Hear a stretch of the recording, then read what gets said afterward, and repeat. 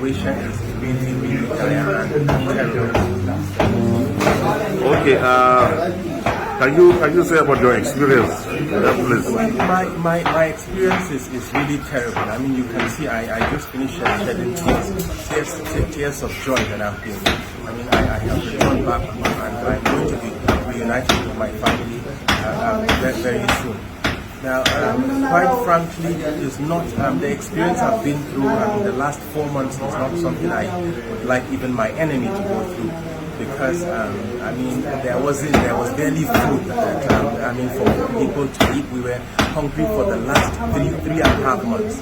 I mean, we were quite surprised in the last 2 weeks. We actually, they started bringing food stuff that we ate, and we were actually okay in the last 2 weeks. But then for the first 3.5 months, we were actually very, very, very hungry. And when I say very hungry, this is an understatement. I mean, there were days that we go, just eating once. We ate once on certain days.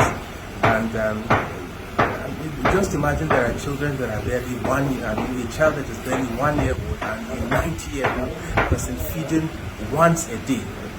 Just do the math. I mean, when you talk about medication, I literally was the medical doctor on camp. I was treating the captives as well as the bandits, or I would say Boko Haram members. There wasn't medication. To be very frank with you, we heard on the radio somebody was claiming that they would bring medication whenever it was needed. There wasn't any medication on camp. I mean, we could go days. There was a day that a particular lady who had malaria. So malaria, you could treat malaria with 1,000 naira. But this lady literally was going into coma because there wasn't medication for her. There wasn't medication for her malaria. So the situation is really, really terrible.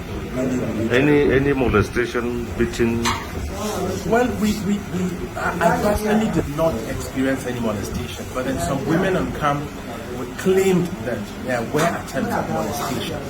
But I personally did not experience this, and this happened in the first 1 to 2 weeks after we were held captive. Your final advice to the federal government regarding the condition of the remaining captives? Well, I would like to call on the government to do whatever is necessary to rescue these people, because these people are in a very terrible situation, very terrible. They're very hungry. There is no medication. I mean, when we left